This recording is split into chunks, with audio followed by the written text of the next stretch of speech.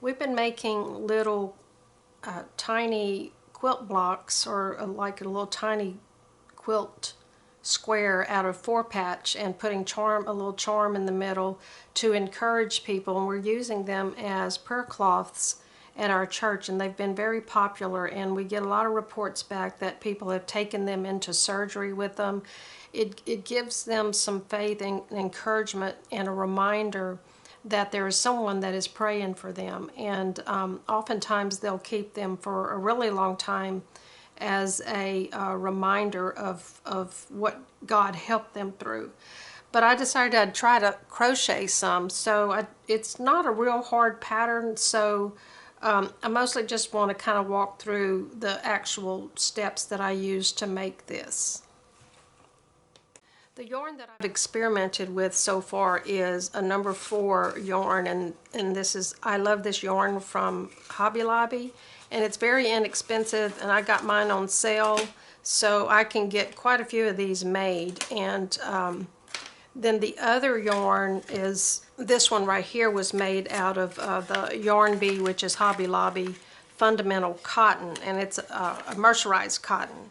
So I kind of wanted to use a yarn that's soft and absorbent, but not too floppy. And also, I'm trying to keep the squares as close to 3 inches as possible, because that is the size that we chose to make our little quilted squares. And I haven't been successful on all of them without experimentation. So on the I Love This Yarn, I went down to as the smallest possible hook that I could use and still be able to crochet with it. And I ended up coming close to 3 inches using 5 rounds of my pattern rather than 6. So this one is the cotton version, and this is 6 rounds. I did 2 of the dark color, 2 light, and 2 dark color rounds, and it came out pretty close to the size of our little quilt blocks. This one is the same yarn as this one, but I did 6 rounds on this one, and it came out a little bit larger than I want it to be. So I like this one better. So if I'm using this yarn, I'm gonna use a size, I believe the yarn calls for a size I, or a 5.5 millimeter hook, but I was able to use this 4.0 millimeter hook. It's a G hook, and I'm still able to hook the yarn and everything. So try to go the smallest hook that you can for the yarn to try to test and see getting your square close to 3 inches. So and this one was the 5 rounds, and it came out a little bit closer to the size that I wanted. So I just eliminated in this middle area with the colored section, I only did 1 round of the contrast color. So, and it, you don't have to make it exactly 3 inches if you're, if you're not worried about that. So let's get to the pattern.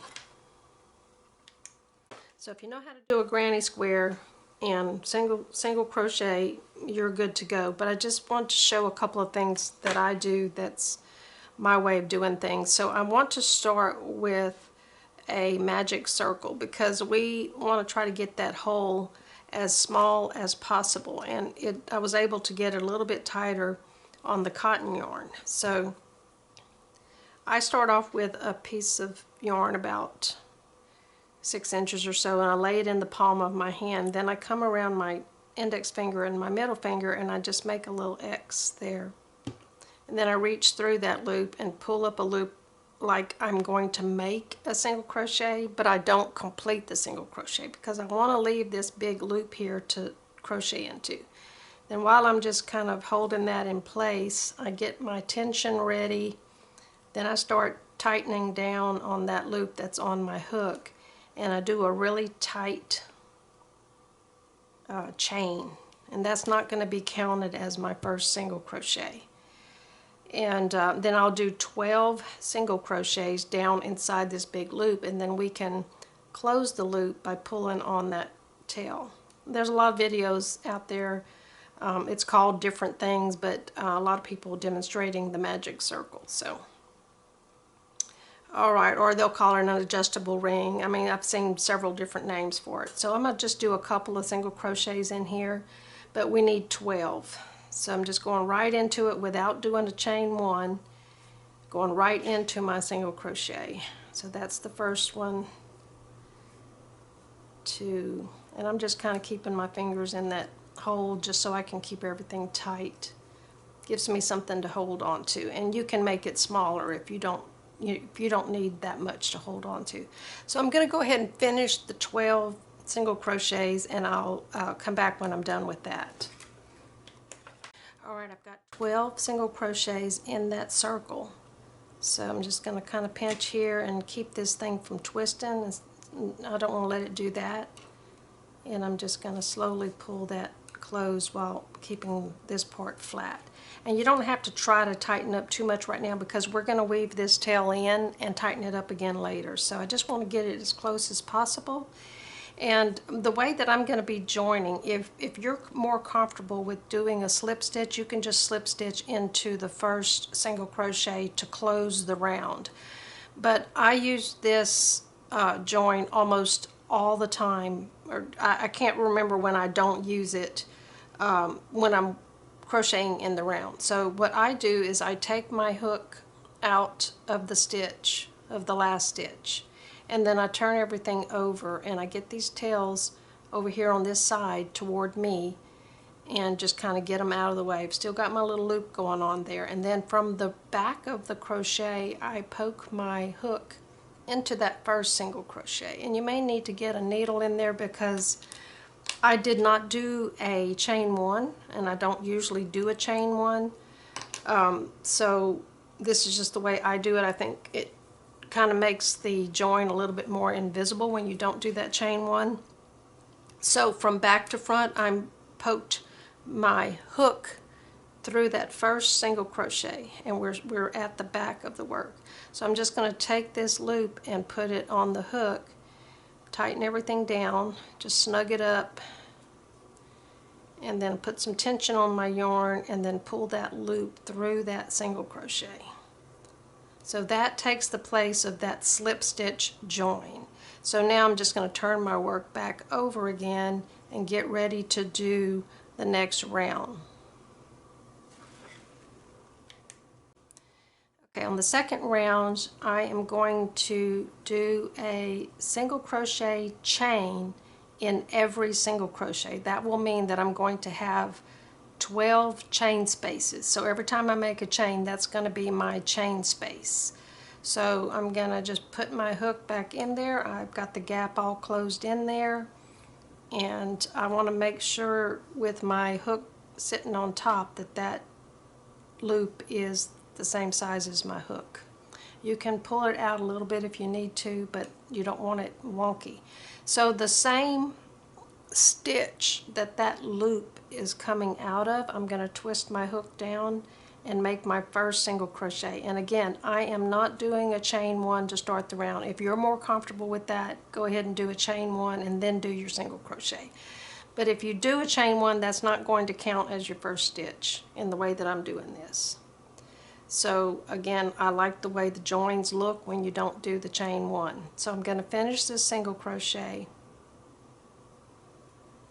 and mark. I like to mark because with my eyesight all this stuff starts blending in. So I'm marking the first single crochet, and then I'm going to do a chain one. And here's my second single crochet in the very next stitch. Put some more tension on my yarn. Single crochet, chain one. Here's a third one, single crochet, chain one, all the way around, and we're going to end up with 12 chain spaces. So I'll finish this round and come right back. Okay, I'm doing number 12.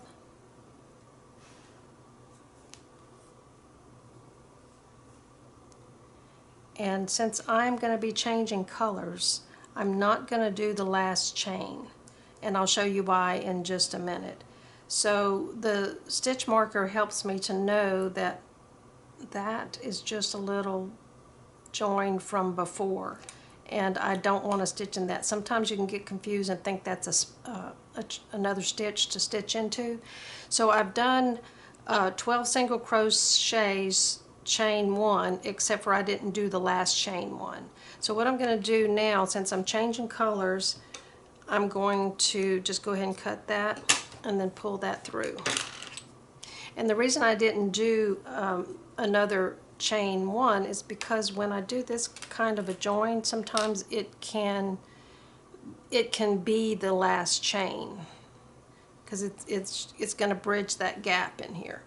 So I've got my last single crochet here with this stitch coming out of the middle of that little V right there, and I'm going to go from front to back right where my stitch marker is, and I'm going to go into that single crochet. So I've got both of those loops on top, so I'm going right where my stitch marker is, out through the back, and I don't need to pull it tight at this point. And then I'm going to take my needle and go back down inside that little V there, that little chain. It looks like a chain. I'm just going to go through one loop right down into that stitch and out the back. And as I pull this tighter, you can see that that stitch looks like all the rest of them there. So you just kind of pull it until it's the same size as everything else. Don't pull it up too tight, because that's going to be my chain that I eliminated at the end of the last single crochet. And when I take my stitch marker out, you'll see that all the chain spaces look the same. So sometimes when you join with a single crochet, with a slip stitch, it can make it appear to be more stitches all in one spot. And sometimes if you're doing a really large project, it can really show. So I learned how to do this off of the internet a long time ago, and I've been using it ever since. But most of the patterns are still written to where if you're doing a single crochet, you chain 1 and then turn, and then when you're changing rounds or changing colors on a round, you join with a slip stitch and all these other things. But to me, this is the most invisible way to do it. So I'm hiding my tail by weaving in. I've got the needle threaded, so why not go ahead and do it now? And when I'm pulling this through, I'm making sure that I don't pull that too tight, because I don't want that chain to close up. So I'm just going in a couple of directions. This cotton thread really grabs, so I don't have to weave in very far. This is really going to hold. And this is not a blanket or a garment, so I don't have to worry about it coming apart. So now for this final tail, I might as well go ahead and weave this one in while I'm in this mode. You can wait till the end if you want to, but I'm going to pull this as tight as these stitches will let me. They're pretty packed in there, so I probably can't go very much farther with that. I'm going to go ahead and thread my needle and then just weave this tail in. I usually just go around underneath these stitches, and again, this cotton thread's really grabbing. If your thread is not as stiff as this one, you might want to go in 2 or 3 different directions when you're hiding your tail. But this has been working pretty good. So I'm going to go ahead and cut this one, but I'm going to leave a little reminder there. I'm going to leave that just to remind me that this is the wrong side, because when I throw a bunch of these in a little basket, I don't want to have to sit there and study which one is the rough side so that I can figure out what's the wrong side. And I know as soon as I look at this, that little thing sticking out, so I know that that's my wrong side. I'll trim it up later on when I'm finished. For the third round, we're going to start making our corners. And so for this third round, it's this first round of white on here. So I've got a corner here and then 2 side stitches and another corner. So the corner is a single crochet, chain 2, single crochet, and then you chain 1 to go over to the next stitch. Then it's a single crochet, chain 1, single crochet. So this third round is going to be 2 side stitches in the spaces only. We won't be stitching into the stitches anymore. We're only going to be going into chain spaces. The next round is going to use up one, let's see if I'm counting the right round. The next round is going to be 3 side stitches, and then the next round is going to be 1, 2, 3, 4. Just like any granny square, it just keeps growing. And then if you're going to do 6 rounds, it's going to be 5 side stitches between each corner. So the way I add on a new color when I'm crocheting in the round, I find any chain space and I open it up to make sure it's chain space. Stick my hook in there. I don't start with a slip knot. You can if you want to, but I don't. And I just grab a loop and pull it through to the front. It's going to be loose. It's going to start sliding. Just hold on to it. I usually pinch it from behind. Tighten that down and make a really tight chain. That's the only time I do a chain. I don't really even count it as a chain 1 or a stitch or anything like that. So this is still going to misbehave a little bit, but just tighten it down if you need to. You can always pull on that tail. So I'm going to do my first single crochet in that same exact chain space. It's the space between those 2 single crochets. I pull this up to the top. Notice I did not start with a chain 1 to make my single crochet. I just size everything up by bringing it up to the top, and then I finish my single crochet. I'm going to mark the stitch, but with this color change it's easy to see. And now I need to do a chain 1.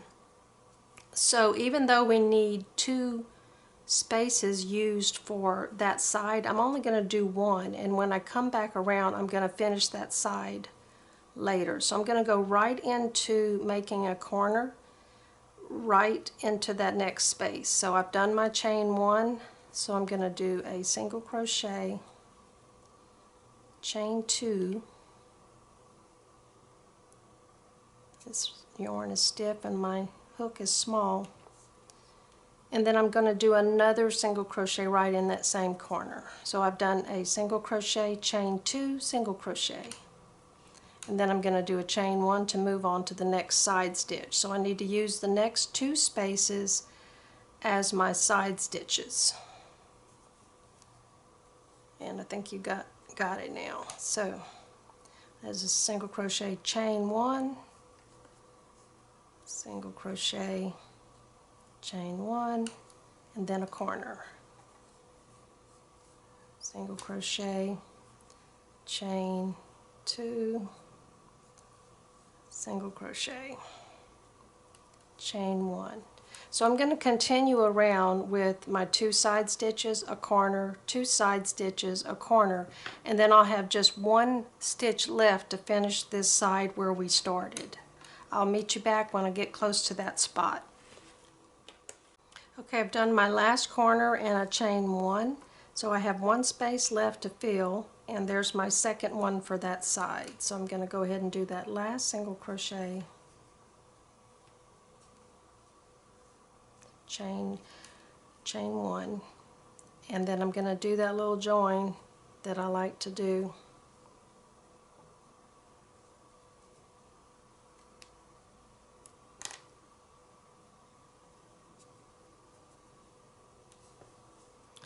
Put that loop on the hook and close this round, and I'm ready for the next round. So in the next round it's exactly the same, but we're going to have an extra side stitch.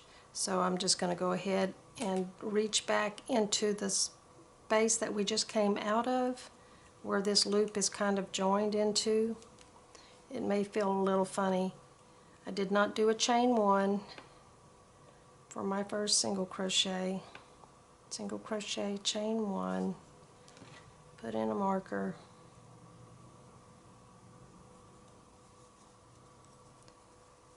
and then I have another space here before the corner, single crochet, chain 1, and then I do the corner, same thing all the way around. When we get around to this side, we're going to need to fill in 1 more space just like we did before, and then we'll cut our yarn and get ready for a color change. Okay, I'm at that last space that I need to fill. So I'm going to do my single crochet, but since I'm changing colors, I'm not going to do that last chain. I'm just going to leave a little tail Pull that through. Thread up my needle, and this is the last time I'm going to videotape this side because everything else is just a repeat. I'm just going to go through those two little loops there.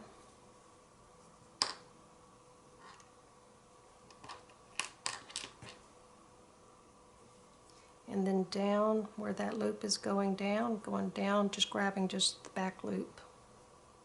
And then sizing that down, I'm going to weave these two tails in, and I'll be right back for the round number 5. Round number 5 and 6 are exactly the same, except for we're increasing our side stitches each time, and you can stop when you get to 3 inches. It's up to you how many rounds you want to do. So I like to join. I don't like to join in the space that's right next to the corner. I just don't. It doesn't really matter, but you don't. It's not good to join in a corner. So I'm just going to use one of these chain spaces on the side and pull in a loop just like I did before. I don't need that much tail. Do a really tight chain just to join that thing and lock it in. And then start my side stitch. It's just single crochet, chain 1. I'll work my way around to the corner, do corner stitches all the way around, finish this side, and then join. And there'll be no more color changes. I'm going to do 2 rounds of this white. I'm going to join at the end of the 5th round, and at the end of the 6th round I'm going to skip the last chain so that I can do that little sew-in needle thing. So let me go ahead and finish round number 5 and 6, and I'll be right back. Alright, I finished round number 6. Gonna join up. I didn't do a chain at the end of that. This is going to be my chain.